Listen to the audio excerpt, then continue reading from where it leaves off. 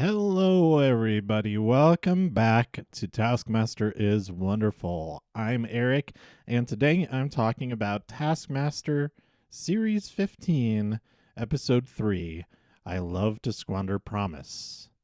As always, our Taskmaster is Greg Davies, his assistant is little Alex Horne, and the contestants are Frankie Boyle, Ivo Graham, Jenny Eclair, Kiell Smith-Bynoe, and Mae Martin. This week's episode title comes from Ivo Graham. So let's take a closer look at Jenny Eclair. She is an English comedian, novelist, and actor, best known for appearing on Grumpy Old Women and Loose Women. In the early 90s, she starred in Packet of Three and Packing Them In alongside Taskmaster Series 1 contestant Frank Skinner. In 1995, she was the first woman to win the Perrier Award at the Edinburgh Fringe Festival. The name of that award has since changed to the Edinburgh Greatest Person or something like that. Okay, so the prize task, the most heroic thing. So let's hear from Casey for this week's Taskmaster Down Under podcast prize task report. Hi again, it is Casey coming at you with the Taskmaster Down Under podcast weekly prize task report. At least I think that's what this is called. This week it was the most heroic thing for the prize task, and I believe this was all scored correctly. Well done, Gregory. Now, what would I bring in? My first instinct, and this is 100% true, was Captain America's shield, because I've always wanted one, and, superhero. But, I mean, it wasn't going to score higher than Captain America Wolverine fan art, I don't think. So my second instinct would be a firefighting helmet, which I think Greg would respect more. I think that's got to score higher than if I brought in a shield. This was a tough one. Tough one to think about what that means as to what to bring in. There's lots of heroes out there. Maybe a nurse's outfit. Thanks for listening, and coming at you from the Melbourne International Comedy Festival. Back to you, Eric.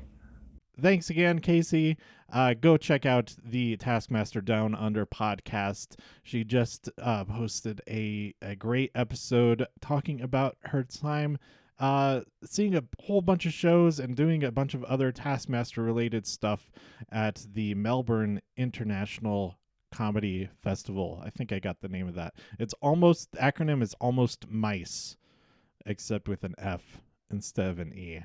I would have brought in a ladder because you can save cats from trees, and every hero has a save the cat moment. I think both Casey and I would have gotten 3 points against the contestants, but how do you think we would have scored against each other? So, Ivo brought in a model of Greg's face that he sculpted out of Heroes chocolates. Jenny brought in the DNA of her personal hero, her deceased dad's hair. Kiell brought in a cape, or her dad is her hero, not her dad's hair. She brought in the hair. Okay, so the DNA is from the hair of her hero, who is her dad. Okay. Kiell brought in a cape covered in Enrique Iglesias' face because of the song Hero. Frankie brought in erotic fan art of superheroes, Wolverine and Captain America. It is framed, of course. Mae brought in something that they made, coward's glasses. They block your vision, but still show your eyes so that nobody knows you are afraid. This is kind of a combination of the glasses that go dark in Hitchhiker's Guide to the Galaxy and the famous Simpsons glasses that Homer uses to take a nap in church or at work, maybe both. This week, I am back to nailing it as far as my scores versus Greg's scores. 1 point to Kiell, 2 points to Mae, 3 points to Frankie, 4 points to Ivo, and 5 points to Jenny. Film task number 1. There are many timekeeping devices around and on top of the caravan.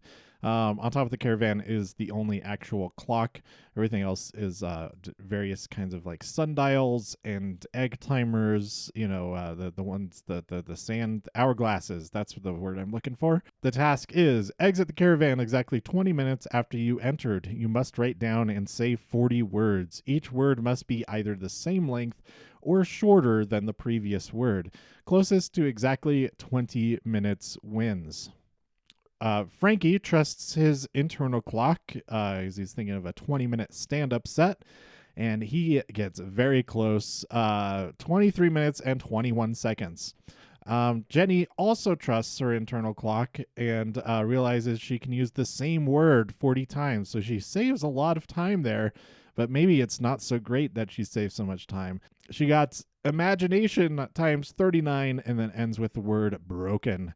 Her time is 10 minutes and 57 seconds. I think if she took the extra time to come up with different words, that could have filled out the full 20 minutes. Mae finds a mirror like on the end of an extending pole and uses it to find the clock on the roof. But after working on their words, they check the clock again, and it hasn't moved at all. It was broken by the rain. Despite this, they still got an amazing time of 19 minutes and 48 seconds.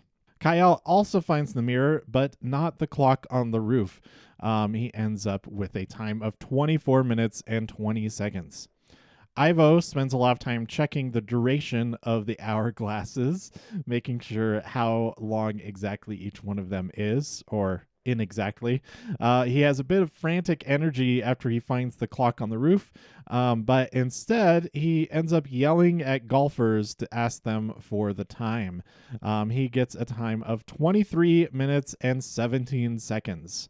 It is then revealed that Kiell only wrote down and said 39 words, in addition to having a couple of words of the wrong length. Mae also had a mistake. Their words were all measured by number of syllables, and so they tried to argue the Canadian pronunciation of humiliate is humiliate. Kiell and Mae are disqualified. Ivo comes out on top with 5 points. Frankie gets 4 points, and Jenny gets 3. On to film task number 2. It's a location task. They're in a room with a conveyor belt in an old factory sort of place. I assume it's very close to the barge on the river. There are potatoes and plastic animals on the conveyor belt. They're asked to stand in a dangerous hole and put on a doubled up potato hat. The task is catch potatoes in the potato hat. You must be sitting in the catching stool. You must not touch anything. Non-potatoes subtract a point from your potato total. Highest potato total wins. Jenny is very excited about this. She says, "This sounds brilliant. I'll be so bad at this." She writes down the sequence and laughs hysterically the entire time. Frankie also writes down the sequence, but most of the objects don't even make it into the hat, whether or not he got the sequence right for attempting to catch potatoes. Kiell has a knot and pot memorization method, but he gets thrown off by the pattern repeating. All of them get thrown off a little bit, and one of them handles it a lot better than the others.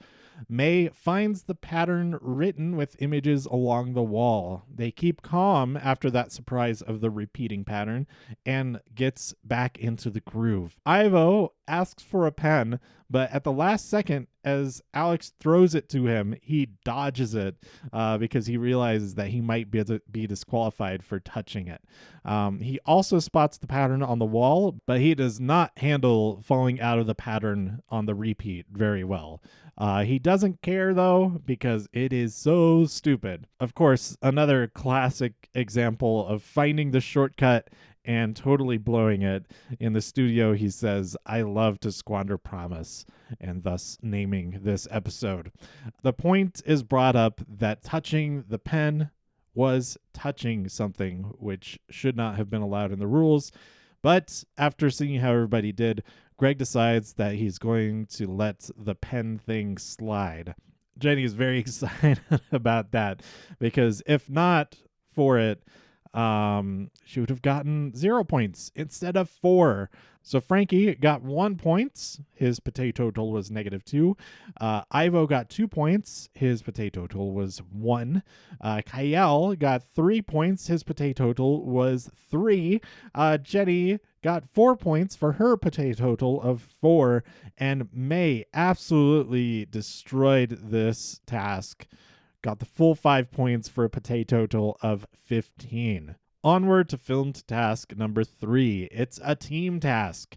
The teams exit the caravan, and the task is delivered to them by a boxing glove on a zip line that nearly hits Ivo in the crotch. Choreograph the most elaborate and enthralling fight scene, then act it in slow motion. It must be 5 minutes and will be sped up to 1 minute. You have 30 minutes. Mae and Kiell fight the supervillain Jenny, who they wake up from the shed. She uses a cricket bat, bunks their heads together, wraps them up in hula hoops and rope. It's pretty exciting, and she really had that Rita Repulsa type of energy, I thought. It was a lot of fun.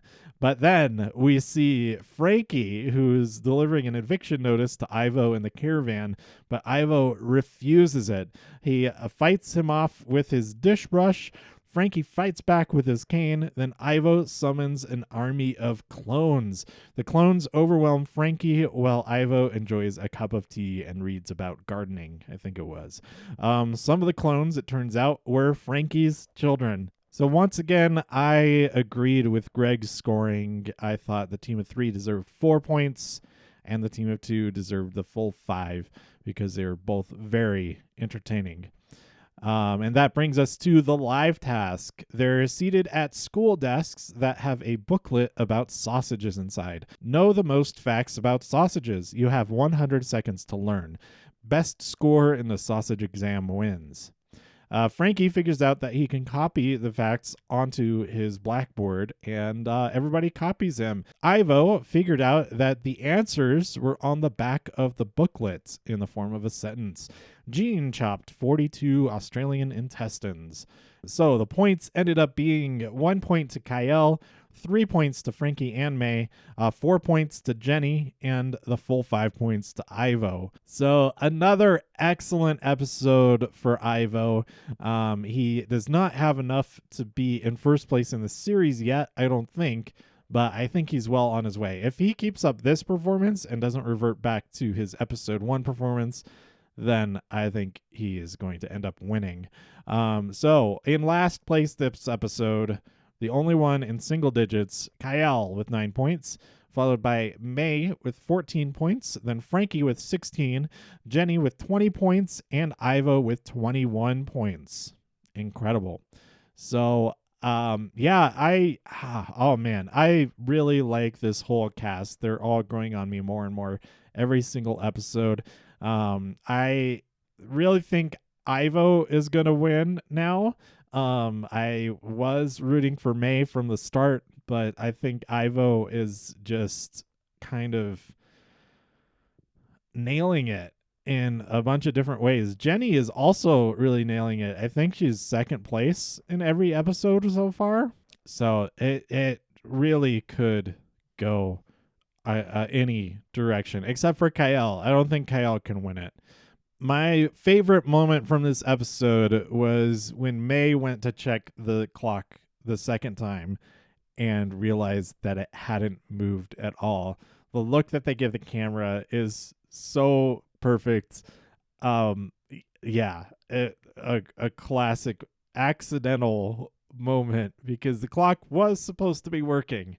So that is it for this episode of Taskmaster. Let me know what your favorite moments were, and you can tweet me at TIW Podcast. Go to TIWpodcast.com for more reviews. If you enjoyed this episode or anything else on the site, please share some links with your friends. Subscribe in iTunes, Spotify, Amazon Music, Audible, wherever you listen to your podcasts.